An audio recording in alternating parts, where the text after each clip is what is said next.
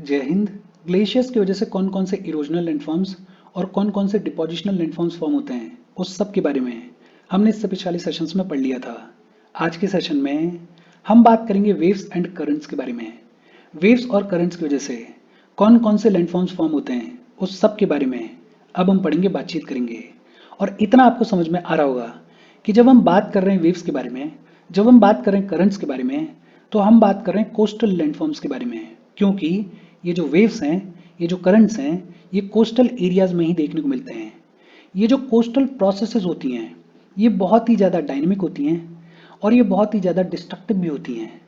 ये जो कोस्ट के ऊपर चेंजेस देखने को मिलते हैं, ये बहुत जल्दी जल्दी अकर होते हैं। ये जो कोस्ट के ऊपर चेंजेस देखने को मिलते हैं, इन चेंजेस में खूब सारे वेरिएशंस भी देखने को मिलते हैं। फॉर एग्जाम्पल, एक सीजन में किसी एक कोस्ट के ऊपर हो सकता है इरोजन देखने को मिले और दूसरे सीजन में उसी कोस्ट के ऊपर हो सकता है डिपोजिशन देखने को मिले। तो कोस्ट के ऊपर ये जो चेंजेस अकर होते हैं, इनमें खूब सारे वेरिएशंस भी देखने को मिलते हैं।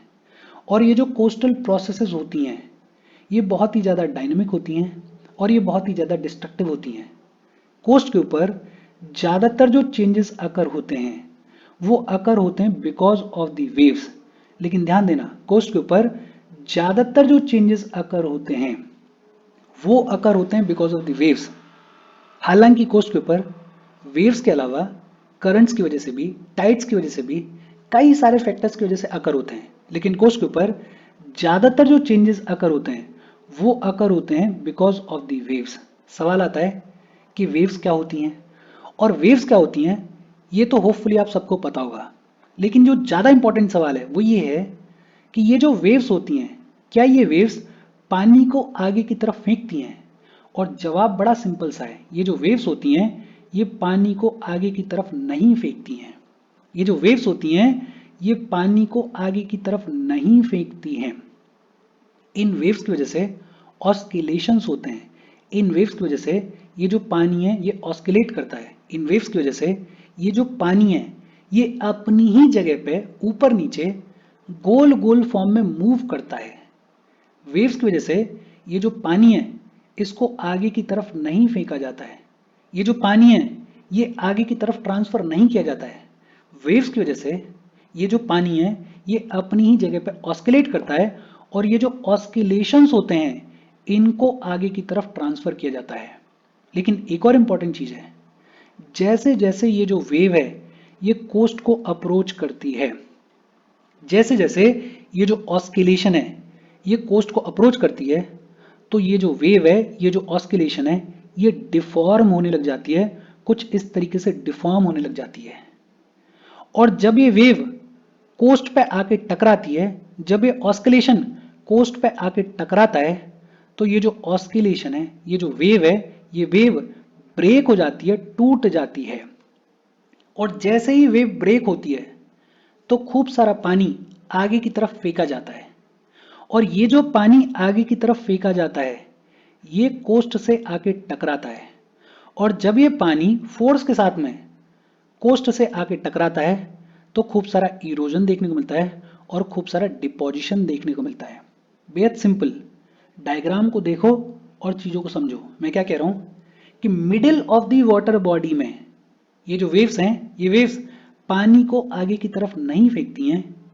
इन वेव्स की वजह से वाटर ऑस्किलेट होता है और ये जो ऑस्किलेशंस होते हैं ये आगे की तरफ ट्रांसफर होते हैं। और middle of the water body में ये जो ऑस्किलेशंस होते हैं ये एकदम परफेक्ट होते हैं। जैसे आपको डायग्राम में दिख रहा होगा, ये जो ऑस्किलेशंस हैं ये एकदम परफेक्ट हैं। लेकिन जैसे जैसे ये वेव कोस्ट को अप्रोच करती है, ये जो ऑस्किलेशंस हैं, ये जो वेव्स हैं, ये डिफॉर्म होने लग जाती हैं, जैसे यहां पे दिख रहा होगा। और जब ये वेव कोस्ट को अप्रोच करती है और कोस्ट पे आके टकराती है, तो ये जो वेव है, ये जो ऑस्किलेशन है, ये ब्रेक हो जाता है, वेव टूट जाती है। और जब ये वेव टूट जाती है तो खूब सारा पानी एकदम आगे की तरफ फेंका जाता है। और ये जो पानी आगे की तरफ फेंका जाता है ये कोस्ट से जाके टकराता है, ये कोस्ट को हिट करता है। और इस पानी की वजह से कोस्ट के ऊपर इरोजन देखने को मिलता है, कोस्ट के ऊपर डिपोजिशन देखने को मिलता है। बेहद सिंपल सी प्रोसेस है, होपफुली आपको समझ में आई होगी। और यही सब कुछ टेक्स्ट में लिखा हुआ है। When waves break, the water is thrown with great force onto the shore, and simultaneously there is great churning of sediments on the sea bottom. और ये जो प्रोसेस है, ये प्रोसेस कॉन्स्टेंटली, ये प्रोसेस लगातार चलती रहती है।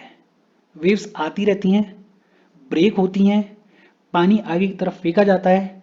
ये जो पानी है ये कोस्ट को हिट करता है और इसकी वजह से कोस्ट के ऊपर इरोजन और डिपोजिशन देखने को मिलता है। तो ये जो ब्रेकिंग वेव्स हैं ये कोस्ट को बहुत ड्रास्टिकली अफेक्ट करती हैं, इंपैक्ट करती हैं। वेव्स तो नॉर्मली अपना काम करती ही रहती हैं। वेव्स तो नॉर्मली आती हैं, ब्रेक होती हैं, कोस्ट से टकराती हैं, पानी आगे की तरफ फेंका जाता है। ये जो पानी है ये पानी कोस्ट को हिट करता है और इसकी वजह से इरोजन देखने को मिलता है, डिपोजिशन देखने को मिलता है। लेकिन कभी कभार बहुत ही स्ट्रॉन्ग स्टॉर्म वेव्स या फिर सुनामी वेव्स भी देखने को मिलती हैं। और ये जो सुनामी वेव्स होती हैं ये बहुत ही ज़्यादा डिस्ट्रक्टिव होती हैं। ये जो सुनामी वेव्स होती हैं ये खूब सारा डैमेज कॉज करती हैं। ये जो सुनामी वेव्स होती हैं ये शॉर्ट पीरियड ऑफ टाइम में कोस्ट के ऊपर फार रीचिंग चेंजेस करती हैं। बेहद सिंपल, नॉर्मली वेव्स आती हैं, अपना काम करती हैं, वो तो नॉर्मली होता रहता है। लेकिन कभी कभार बहुत ही स्ट्रॉन्ग स्टॉर्म वेव्स देखने को मिलती हैं, सुनामी वेव्स देखने को मिलती हैं। और ये जो सुनामी वेव्स होती हैं ये बेहद डिस्ट्रक्टिव होती हैं। ये जो सुनामी वेव्स होती हैं ये बहुत ज़्यादा डैमेज कॉज करती हैं। अच्छा, ये तो हमें समझ में आ रहा है कि ये जो वेव्स हैं इनके एक्शन की वजह से जो कोस्ट है उसमें चेंजेस देखने को मिलते हैं, जो कोस्टल लैंडफॉर्म्स हैं वो फॉर्म होते हैं। लेकिन इन वेव्स के अलावा भी कई सारे और फैक्टर्स हैं जिनकी वजह से ये जो कोस्टल लैंडफॉर्म्स हैं ये अफेक्ट होते हैं, ये इंपैक्ट होते हैं। वो अदर फैक्टर्स कौन से हैं? पहला है configuration of land and sea floor. Land और सी फ्लोर का कॉन्फ़िगरेशन किस तरीके का है, लैंड और सी फ्लोर की बनावट किस तरीके की है, उसके ऊपर भी डिपेंड करता है कि ये जो कोस्टल लैंडफॉर्म्स हैं वो कैसे फॉर्म होने वाले हैं। और दूसरा, whether the coast is advancing emerging seaward और रिट्रीटिंग सबमर्जिंग लैंडवर्ड। जो कोस्ट है वो एडवांसिंग है या रिट्रीटिंग है, जो कोस्ट है वो इमर्जिंग है या सबमर्जिंग है, इसके ऊपर भी डिपेंड करता है कि ये जो कोस्टल लैंडफॉर्म्स हैं वो किस तरीके के फॉर्म होने वाले हैं। ये इमर्जिंग कोस्ट क्या होता है, ये सबमर्जिंग कोस्ट क्या होता है, इसके बारे में अभी हम बात करेंगे। लेकिन हाँ, हमें ये समझ में आ रहा है कि वेव्स तो प्राइमरीली काम करती हैं, कोस्ट को चेंज करती हैं, कोस्टल लैंडफॉर्म्स को फॉर्म करती हैं, इंपैक्ट करती हैं। लेकिन वेव्स के अलावा भी दो फैक्टर्स हैं जो कि कोस्टल लैंडफॉर्म्स को इंपैक्ट करते हैं। कौन कौन से दो फैक्टर्स हैं? एक है configuration of land and sea floor और दूसरा है whether the coast is advancing seaward और रिट्रीटिंग लैंडवर्ड। अच्छा, अगर हम ये मान लें, अगर हम ये अज्यूम कर लें कि सी लेवल जो है वो एकदम कांस्टेंट है, सी लेवल में कोई भी चेंजेस नहीं हो रहे हैं, तो दो टाइप के कोस्ट देखने को मिलते हैं। कितने टाइप के कोस्ट देखने को मिलते हैं? दो टाइप के कोस्ट देखने को मिलते हैं। कौन कौन से दो टाइप के कोस्ट देखने को मिलते हैं? एक होते हैं high rocky coast, high rocky coast या जिनको सबमर्ज्ड कोस्ट भी बुलाया जाता है। एक होते हैं हाई रॉकी कोस्ट या जिनको सबमर्ज्ड कोस्ट भी बुलाया जाता है। और दूसरे होते हैं low smooth and gently sloping sedimentary coast. दूसरे होते हैं low smooth and gently sloping sedimentary coast या जिनको इमर्ज्ड कोस्ट भी बुलाया जाता है। तो दो तरीके के कोस्ट होते हैं, दो टाइप के कोस्ट होते हैं। कौन कौन से? एक होते हैं हाई रॉकी कोस्ट जिनको सबमर्ज्ड कोस्ट भी बुलाया जाता है और दूसरे होते हैं low smooth and gently sloping sedimentary coast जिनको इमर्ज्ड कोस्ट भी बुलाया जाता है। इन दोनों कोस्ट के बारे में एक एक करके पढ़ेंगे। सबसे पहले हम बात करेंगे हाई रॉकी कोस्ट के बारे में। ये जो हाई रॉकी कोस्ट होते हैं इनको सबमर्ज्ड कोस्ट भी बुलाया जाता है। अभी हमने पढ़ा है, अभी हमने देखा है। ये जो हाई रॉकी कोस्ट होते हैं इनको सबमर्ज्ड कोस्ट भी बुलाया जाता है। अच्छा, ये जो टेक्स्ट में लिखा हुआ है इसको हम देखेंगे बाद में। पहले एक इमेज के थ्रू समझते हैं कि हाई रॉकी कोस्ट होते क्या हैं। देखो, ये जो इमेज आप देख रहे हो, ये जो कोस्ट आप देख रहे हो, ये कोस्ट है हाई रॉकी कोस्ट। ये कोस्ट है हाई रॉकी कोस्ट और अब आपको हायर रॉकी कोस्ट दिखाई दे रहा है। इसको देखो और बहुत इजीली आप इस हायर रॉकी कोस्ट के फीचर्स को लिख सकते हो। एक तो हमें क्या दिख रहा है कि ये जो हायर रॉकी कोस्ट होता है इसकी कोस्ट लाइन बहुत ही ज्यादा इरेगुलर है। तो ये जो हायर रॉकी कोस्ट होता है इसकी कोस्ट लाइन बहुत ही ज्यादा इरेगुलर होती है। साफ साफ दिख रहा है, इसमें कोई रॉकेट साइंस नहीं है। दूसरा, जो हिल साइड्स हैं, ये जो हिल की साइड्स हैं वो पानी में एकदम शार्पली ड्रॉप कर रही हैं, वो पानी में एकदम शार्पली गिर रही हैं। ऐसा नहीं है कि स्मूथली जो लैंड है वो पानी की तरफ आ रही हो, ऐसा नहीं हो रहा है। हो क्या रहा है, ये जो हिल साइड्स हैं ये एकदम शार्पली पानी के अंदर गिर रही हैं। ये जो हाई रॉकी कोस्ट होता है इस पे डिपोजिशनल लैंडफॉर्म्स देखने को नहीं मिलते हैं।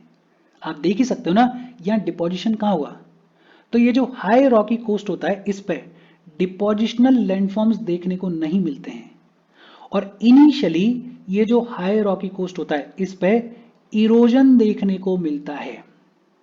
और मैंने टर्म यूज किया है इनिशियली। शुरुआत में ये जो हाई रॉकी कोस्ट होता है इस पे इरोजन देखने को मिलता है, लेकिन बाद में जब सफिशिएंट इरोजन हो जाएगा तो हो सकता है इस कोस्ट के ऊपर डिपोजिशन भी देखने को मिले। कैसे होगा डिपोजिशन उसको हम समझेंगे, लेकिन हाँ, इनिशियली ये जो हाई रॉकी कोस्ट होता है इस पे इरोजन देखने को मिलता है। अच्छा, अब इमेजिन करो ये वाला जो एरिया है इसको कंसीडर करो। पानी या ये कहें कि वेव्स जो हैं वो वेव्स लगातार आके टकरा रही हैं और लगातार ये जो सरफेस है इस पे इरोजन हो रहा है। भाई वेव्स आके टकराएंगी तो इरोजन होगा या नहीं होगा। मान लेते हैं कि इतना हिस्सा जो नीचे नीचे वाला है ये इरोड हो गया, ये जो नीचे नीचे वाला हिस्सा है ये इरोड हो गया, ये तो इरोड हो गया, लेकिन ये जो ऊपर वाला हिस्सा लटक रहा है इस हिस्से को क्या बुलाया जाता है, इस हिस्से को क्लिफ बुलाया जाता है। क्या बुलाया जाता है, क्लिफ बुलाया जाता है।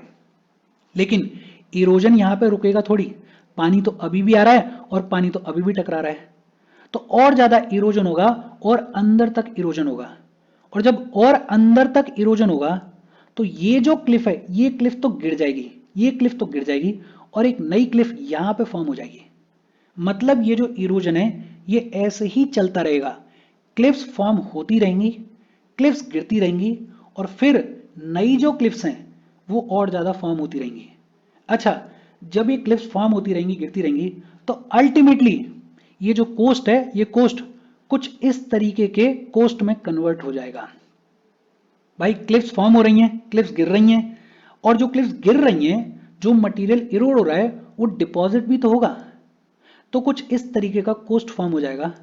और ये जो कोस्ट फॉर्म हुआ, ये जो फीचर फॉर्म हुआ, इसको क्या बोलते हैं, इसको हम बोलते हैं वेव बिल्ट टेरिस। क्या बोलते हैं, वेव बिल्ट टेरिसेस। टेरिसेस के जैसा स्ट्रक्चर बन गया है और ये जो स्ट्रक्चर है ये वेव्स की वजह से बना है, तो इसको हम क्या बोल देते हैं, वेव बिल्ट टेरिसेस बोल देते हैं। और जब ये वेव बिल्ट टेरिसेस बनती हैं तब यहां पे हो सकता है डिपोजिशन भी देखने को मिले। जो मटेरियल अब तक इरोड हो रहा था, ये जो इरोडेड मटेरियल है ये कहीं जाएगा क्या, ये कहीं तो डिपॉजिट होगा। तो ये जो इरोडेड मटेरियल है, ये जो क्लिफ्स गिर रही हैं, ये धीरे धीरे डिपॉजिट होने लग जाएंगी और ऐसा कुछ वेव बिल्ट टेरिस जैसा स्ट्रक्चर फॉर्म हो जाएगा। देखो हो क्या रहा है, अगर इसको और ढंग से समझें तो ये इमेज देखो। पहले ये जो हाई रॉकी कोस्ट था ये यहां तक था, ये यहां तक था, लेकिन लगातार वेव्स आ रही हैं, पानी आ रहा है और ये जो वेव्स हैं ये वेव्स इस कोस्ट से टकरा रही हैं। टकराने की वजह से क्या हुआ, ये जो नीचे नीचे वाला हिस्सा है ये इरोड हो गया, नीचे वाला हिस्सा तो इरोड हो गया, ऊपर ये जो हिस्सा लटक रहा है, हैंग कर रहा है, इसी को क्या बुलाते हैं, क्लिफ बुलाते हैं। लेकिन वेव्स तो अभी भी आ रही हैं, वेव्स तो अभी भी नीचे वाले हिस्से को इरोड कर रही हैं, तो ये जो नीचे वाला हिस्सा है ये फर्दर इरोड होगा, आगे जाके और ज्यादा इरोजन होगा। जब आगे और ज्यादा हिस्सा इरोड होगा नीचे वाला, तो ये जो ऊपर क्लिफ लटक रही थी ये इवेंचुअली गिर जाएगी और एक नई क्लिफ जो है वो फॉर्म हो जाएगी और ये ऐसे ही चलता रहेगा और अल्टीमेटली एक वेव बिल्ट टेरिस जैसी शेप फॉर्म हो जाएगी। कुछ इस तरीके का कोस्ट जो है वो फॉर्म हो जाएगा। होपफुली आपको ये समझ में आया होगा। और इसकी वजह से खूब सारे लैंडफॉर्म्स भी फॉर्म होते हैं, उन सब के बारे में आगे चलते हुए हम डिटेल में पढ़ेंगे। लेकिन ये जो सब हमने पढ़ा यही सब कुछ टेक्स्ट में दे रखा है, उसको देख लेते हैं। Along the high rocky coast the river appears to have drowned with highly irregular coast line. ये जो हाई रॉकी कोस्ट होता है, इसकी कोस्ट लाइन हाईली इरेगुलर होती है, इसमें कोई रॉकेट साइंस नहीं है। जो हिल साइड्स होती हैं वो ऐसी लगती हैं कि वो एकदम शार्पली ड्रॉप कर रही हैं। जो हिल साइड्स होती हैं वो पानी में एकदम शार्पली ड्रॉप करती हैं। शोर के ऊपर डिपोजिशनल लैंडफॉर्म्स देखने को नहीं मिलते हैं इनिशियली। शुरुआत में डिपोजिशनल लैंडफॉर्म्स देखने को नहीं मिलते हैं, लेकिन बाद में अभी हमने देखा कि जब वेव बिल्ट टेरेसेस बन जाएंगी तो डिपोजिशनल लैंडफॉर्म्स भी देखने को मिलेंगे। ये जो हाई रॉकी कोस्ट होता है इसमें इरोजन डोमिनेंट होता है। इरोजन डोमिनेंट होता है, डिपोजिशन बाद में देखने को मिलता है। और होता क्या है कि ये जो हाई रॉकी कोस्ट होता है इस पे आके वेव्स टकराती हैं, वेव्स ब्रेक होती हैं, पानी एकदम आगे की तरफ फेंका जाता है और ये जो पानी फेंका जाता है ये कोस्ट से टकराता है और लैंड को शेप करने की, लैंड को इरोड करने की शुरुआत करता है और क्लिफ्स के फॉर्मेशन की शुरुआत होती है। क्लिफ्स फॉर्म होती जाती हैं। ये जो क्लिफ्स हैं ये फॉर्म होती हैं, गिरती हैं और इरोजन होता है, फिर और क्लिफ फॉर्म होती है, फिर वो जो क्लिफ है वो भी गिरती है और धीरे धीरे ये जो क्लिफ्स हैं ये रिसीड करने लग जाती हैं, पीछे जाने लग जाती हैं और एक वेव कट प्लेटफॉर्म फॉर्म हो जाता है in front of the sea cliff. Wave cut platform form हो जाता है और फिर यहां पर डिपोजिशन भी देखने को मिल सकता है। ये जो मटेरियल इरोड हो रहा है, ये जो क्लिफ्स फॉर्म हो रही हैं, ये जो क्लिफ्स गिर रही हैं, यही मटेरियल धीरे धीरे स्मॉलर फ्रेगमेंट्स में कन्वर्ट होता है। यही मटेरियल धीरे धीरे सेडिमेंट्स में कन्वर्ट होता है और यही जो मटेरियल है फिर डिपॉजिट होने लगता है।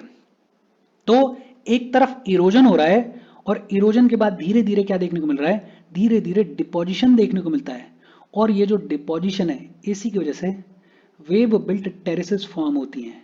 क्या फॉर्म होती हैं? वेव बिल्ट टेरेसेस फॉर्म होती हैं। इसमें कोई रॉकेट साइंस नहीं है। अब देखो, इरोजन भी हो रहा है और डिपोजिशन भी हो रहा है, तो खूब सारे लैंडफॉर्म्स फॉर्म होंगे या नहीं होंगे? बट ऑब्वियसली बात है, फॉर्म होंगे। तो यहां पे खूब सारे लैंडफॉर्म्स देखने को मिलते हैं, जैसे यहां पे बार्स देखने को मिलते हैं। पानी के नीचे ये जो डिपोजिशन है ये कुछ बार के फॉर्म में हो जाता है, कुछ इस तरीके का बार बन जाता है। पानी के अंदर ये जो डिपोजिशन है ये बार के फॉर्म में डिपॉजिट हो जाता है और इसको हम सिंपली क्या बोल देते हैं? बार बोल देते हैं। आगे चल के इसके बारे में डिटेल में पढ़ेंगे, लेकिन यहां पे दे रखा है तो बेसिक तौर पे देख लेते हैं। बेसिकली पानी के अंदर एक लॉन्ग रिज ऑफ सैंड जो है वो बन जाती है। एक लंबा सा बार, एक लंबी सी रिज बन जाती है डिपोजिशन की, उसी को क्या बोल देते हैं? बार बोल देते हैं। जब यही बार पानी के ऊपर आ जाता है तो इसको क्या बोल देते हैं? तो इसको बैरियर बार बोल देते हैं। जब यही बार पानी के ऊपर आ जाता है तो इसको क्या बोल देते हैं? इसको बैरियर बार बोल देते हैं। अच्छा, कभी कभी ये जो बैरियर बार होता है इसका एक हिस्सा कोस्ट से जुड़ा हुआ होता है। मान लेते हैं कि ये कोस्ट है। जब तक ये बार पानी के अंदर दबा हुआ था तब तक तो इसको बार बोल रहे थे। जब यही बार पानी के ऊपर आ गया तो इसको क्या बोल रहे हैं? बैरियर बार बोल रहे हैं।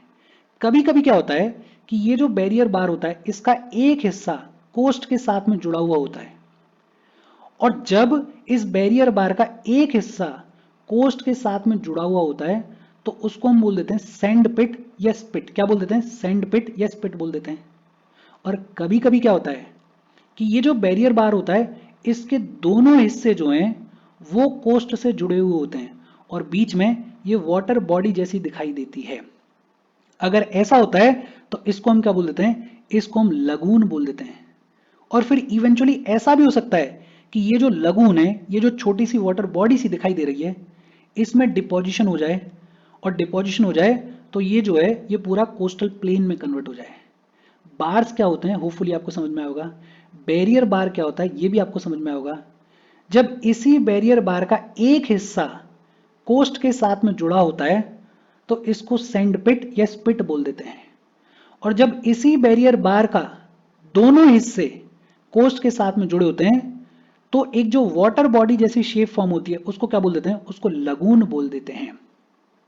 इन सभी लैंडफॉर्म्स के बारे में आगे चलते हुए हम डिटेल में पढ़ेंगे, बातचीत करेंगे, लेकिन हाँ, होपफुली बेसिक तौर पे आपको समझ में आएगा कि बैरियर बार्स क्या होते हैं, सैंडपिट क्या होता है, लगून क्या होता है। हम आगे बढ़ें उससे पहले वीडियो पे लाइक के बटन को दबा दो। लाइक दबाना ज़रूरी है बिकॉज यूट्यूब ऐसे ही फंक्शन करता है। जब आप वीडियो पे लाइक के बटन को दबाते हो तो यूट्यूब वीडियो को कंसिडर करता है और थोड़ा सा पुश कर देता है। तो लाइक का बटन दबा दो, शेयर कर दो अपने सोशल मीडिया हैंडल्स पे, व्हाट्सएप वगैरह पे अपने फ्रेंड्स को।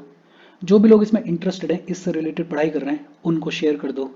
अगर चैनल को सब्सक्राइब नहीं किया है तो फॉर श्योर चैनल को सब्सक्राइब कर लो। और अगर आप केपेबल हो, हेल्प करना चाहते हो, तो आप हमें हेल्प कर सकते हो by clicking on the join button, या फिर आप कंट्रीब्यूट कर सकते हो क्यूआर कोड को स्कैन करके। अच्छा, हाई रॉकी कोस्ट क्या होता है वो हमको समझ में आ गया। फिर दूसरे होते हैं लो सेडिमेंट्री कोस्ट।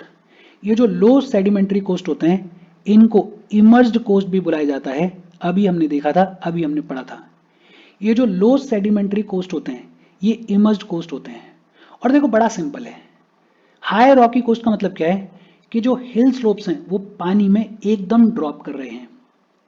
इमर्ज कोस्ट या लो सेडिमेंट्री कोस्ट का मतलब क्या है कि मान लेते हैं ये है वाटर बॉडी, ये है लंबी चौड़ी वाटर बॉडी, और ये जो कोस्ट है ये शार्पली ड्रॉप नहीं कर रहा है, ये बहुत स्मूथली जो है ऐसा लग रहा है कि पानी में आके मिल रहा है। तो कोस्ट जो है वो बहुत ही स्मूथ होता है। ये जो लो सेडिमेंट्री कोस्ट होते हैं इन पे ऐसा लगता है कि ये जो रिवर है ये एक्सटेंड कर रही है अपनी लेंथ को by building coastal plains and deltas. By river धीरे धीरे आ रही है, डिपोजिशन कर रही है, यहाँ पे कोस्टल प्लेन फॉर्म कर रही है, यहाँ पे डेल्टास को फॉर्म कर रही है, और ये जो लैंड है ये ऐसी लग रही है कि स्मूथली पानी के साथ में जाके मिल रही है। और यहाँ पे खूब सारे बीचेस देखने को मिलेंगे। ये जो लो सेडिमेंट्री कोस्ट होते हैं उन्हीं पे बीचेस देखने को मिलते हैं।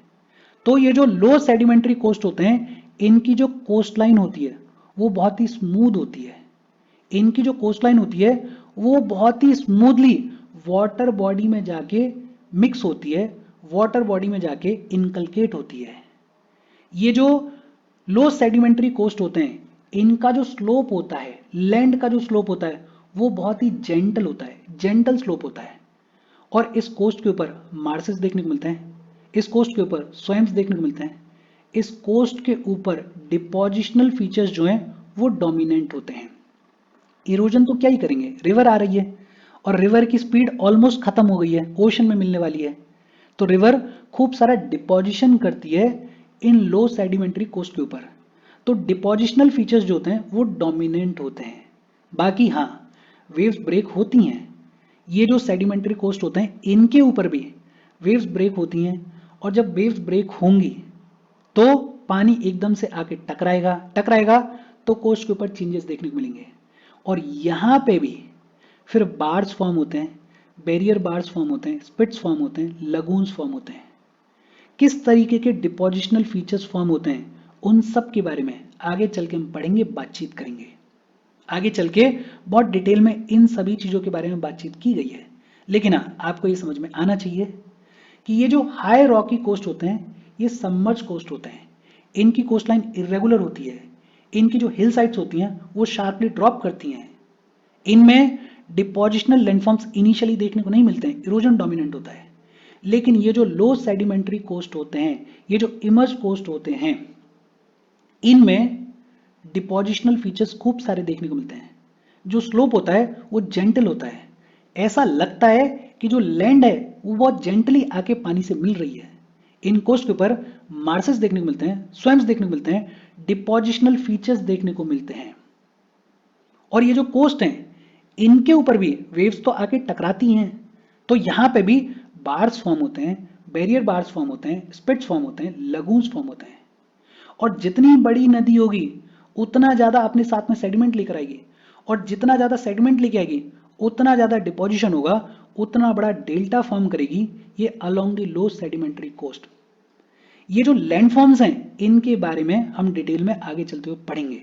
हमारी कंट्री की अगर बात करें तो हमारे कंट्री का जो वेस्ट कोस्ट है, गुजरात से लेके ये जो केरला तक का कोस्ट है, ये हाई रॉकी रिट्रीटिंग कोस्ट है।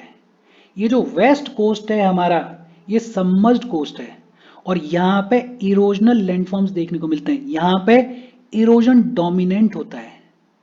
और हमारी कंट्री का जो ईस्ट कोस्ट है वो लो सेडिमेंट्री कोस्ट है। ये जो ईस्ट कोस्ट है इस पे खूब सारे डिपोजिशनल फॉर्म्स देखने को मिलते हैं, इस पे खूब सारा डिपोजिशन देखने को मिलता है। तो हमारा जो वेस्ट कोस्ट है वो हाई रॉकी कोस्ट है, उस पे इरोजन देखने को मिलता है। और हमारा जो ईस्ट कोस्ट है वो लो सेडिमेंट्री कोस्ट है और इस पे डिपोजिशन देखने को मिलता है। और इसके साथ आज की हमारी बातचीत खत्म हो गई। इसके बाद हम बात करेंगे लैंडफॉर्म्स के बारे में। लेकिन हाँ, यहां तक अगर कोई डाउट हो तो कमेंट करके पूछ लेना। Thank you very much.